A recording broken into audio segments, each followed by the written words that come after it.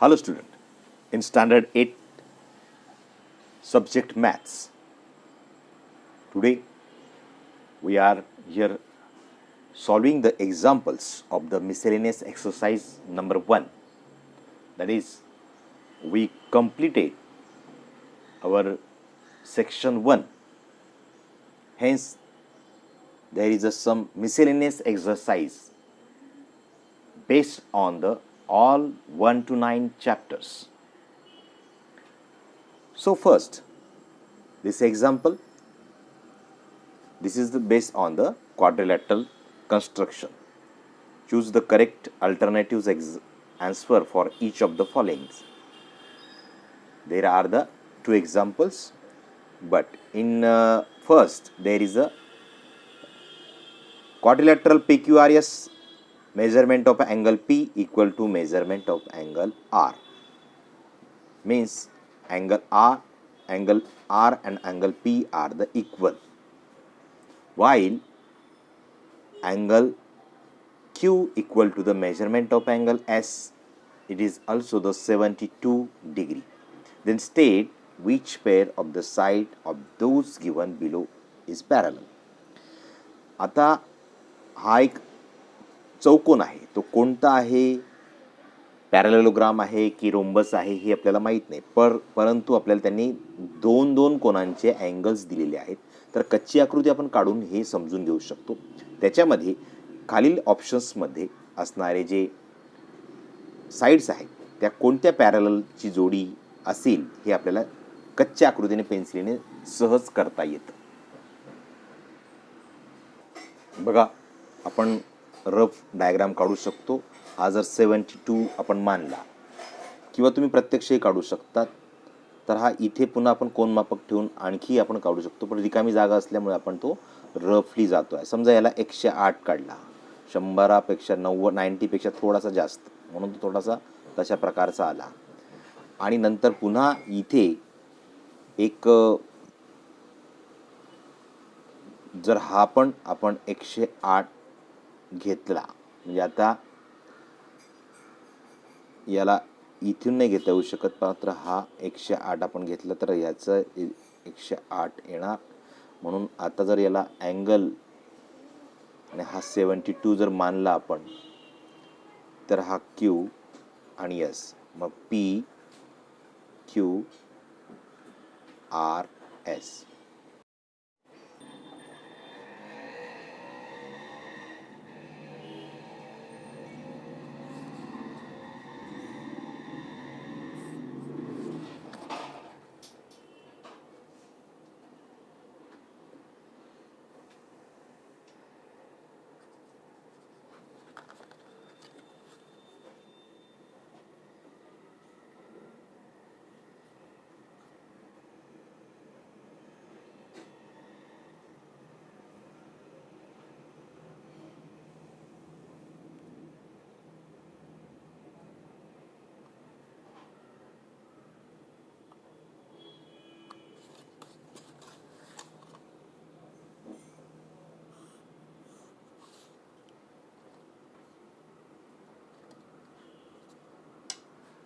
या पद्धतीने आपल्याला तो मिळालेला आहे. या आकृतीमध्ये बघा, तर आपण हे जे अँगल आहेत हे 108 दर्शवतात आणि हे 72 दर्शवतात. सोपं आणि साधं आहे. तर याच्यामध्ये आपल्याला एक जो दिसतो आहे तो PQ आणि SR ही जी जोडी आहे ही पॅरलल जात असते, कारण ऑपोजिट अँगल्स असल्यामुळे. तर आता हा याचे आपण या पद्धतीने लिहू शकतो. आता याच्यात आपल्याला 4 स्टेटमेंट दिलेले आहेत. त्यातले सत्य कोणते असत्य कोणते ते आपल्याला चेक करायचं आहे. इथे त्यांनी दिलेले आहेत की याच्यातले वाचून आपण ठरवायचे आहेत. Statement first, second, third are the true, B. म्हणजे याच्यातलं हे जे आहे करेक्ट अल्टरनेटिव्स कोणतं, only statement second is a true, only second and fourth are a true, statement first, third and fourth are the true.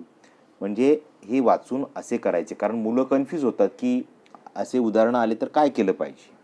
कारण याच्यात option दिलेले आहे, read the following statement and choose the Correct alternative from those given below. Diagonals of the rectangles are the perpendicular bisector to each other. बरोबर. तर आपल्याला diagonal of the rectangle are perpendicular to each other, bisector. तर हे पण आपल्याला विचार करायच्यावर true की false. Second, diagonal of the rhombus are perpendicular bisector to each other. Diagonal रोम्बसचे जे असतात ते परपेंडिक्युलरच असतात. त्यानंतर थर्डमध्ये बघा, diagonal of the parallelogram are the perpendicular bisector to each other. तर याच्यात बघा, याच्यातले डायगोनल्स हे परपेंडिक्युलर नसतात का असतात ते चेक करा. जर प्रॉपर्टीज पाहिल्या असतील, वाचल्या असतील तर तुम्हाला हे सहज सांगता येईल. त्यानंतर diagonals of the kite bisect each other. ते बायसेक्ट करतच नाही, ते लहान मोठे बायसेक्ट करतात काय काईटमध्ये. तर यामध्ये बघा, तर पहिलं पण diagonals of the rectangle perpendicular to each other. ते परपेंडिक्युलर नसतात, यांच्यात पण कोण हा परपेंडिक्युलर नसतो. म्हणजे हे थर्ड आणि फोर्थ हे स्टेटमेंट चुकीचे दिसत आहेत. याच्यात तसा कोणता आहे का, तर आपल्याला याच्यात only statement second is a true हे आपण उत्तर तिथे लिहायचं आहे. त्यानंतर आता आपण तिसरं उदाहरण बघूया. तिसऱ्या उदाहरणामध्ये आपल्याला 19चा जर घन 19चा जर 6859 असेल तर याचा किती असणार. कारण इथे आता उत्तर दिलेले, पण इथे दशांश चिन्हामुळे आपल्याला त्याचं उत्तर कोणतं असेल ते आपल्याला करता आलं पाहिजे. तर जर असा जर दिला असेल तर हा याचा अर्थ काय होतो तो आपल्याला पहिल्यांदा शोधून काढावा लागेल. कारण बघा, घनमुळामध्ये आपल्याला 3-3च्या जर विचार केला तर किती शून्य येणार एकावर, तो आपण विचार करू. लक्षात घ्या, अशी गणित असतील तर आपल्याला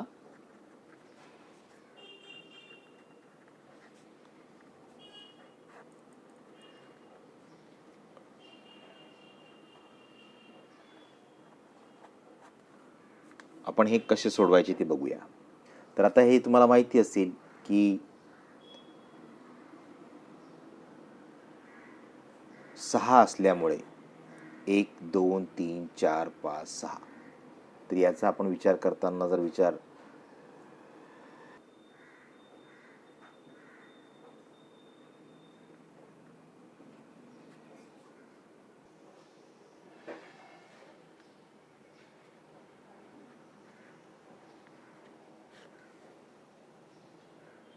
किती शून्य आहेत तेवढे आपण 6 शून्य त्याच्यात दिसत आहे. कारण याला दशांश रूपाचं जेव्हा आपण अंश छेदमध्ये रूपांतर करतो तेव्हा या पद्धतीने तो लिहितात. बरोबर. तर तिथे 6 घरं असल्यामुळे आपल्याला इथे या पद्धतीने करता आलं. आता याचा स्वतंत्र घनमूळ करायचा, ते घन लिहायचं राहून गेलं. 6859 अपॉन याचा पण स्वतंत्र घनमूळ करायचं, 1 2 1 2 1 2. आता हे रूपांतरण जे झालं याचं आपल्याला इथे उत्तरच दिलेलं आहे. याचं उत्तर काय दिलेलं आहे तर याचा 19 आहे. आणि याचं काय असणार तर बघा, 10 लाखाचा जो आपण म्हणता येईल की तो कोणाचा घन आहे, 100चा. 100चा जर आपण 3 वेळा आपण हे केला गुणाकार तर आपल्याला हे उत्तर येणार. म्हणजेच याचा अर्थ आपल्याला आता याचं रूपांतरण आपल्याला करता येतं. 0.19 हे त्याचं उत्तर आहे. आपण आता दुसऱ्या उदाहरणाकडे जाऊया. यामध्ये आपल्याला 2 प्रकारचे गणित दिलेत. 5832. आता याचे आपल्याला अवयव काढता येतात. 5832चे अवयव आधी काढून घेऊया. सोपी पद्धत वापरायची. हा 8 इंटू द आपण भाग केला, कारण त्याचंही उत्तर काढताना आपण घनमूळ पहिल्यांदा मिळेल का याचा विचार करायचा. जर घनमूळ निघत नसेल तर ते प्रश्नच दिलेला चुकीचा असू शकतो. कारण कोणतेही तुम्हाला घनमूळ काढण्यासाठी दिले तर त्याचा नक्कीच घनमूळ निघतो. तर मग अशी कोणती संख्या आहे, कारण 729 हा कोणाचा घन आहे, 9चा घन आहे आपल्याला इथे मिळालेला आहे. आणि 8चा पण घनमूळ आपल्याला काढायचं आहे.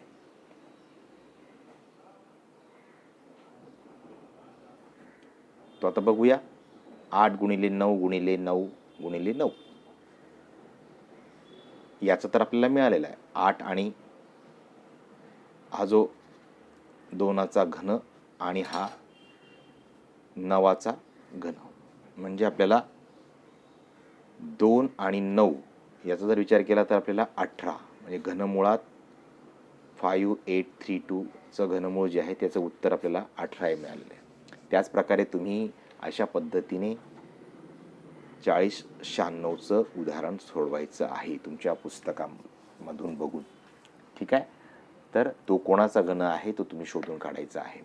तर अशा पद्धतीने ही उदाहरणं हळूहळू सोडवा. आपण आणखी काही याच्यातली कठीण उदाहरणं नक्की बघणार. धन्यवाद.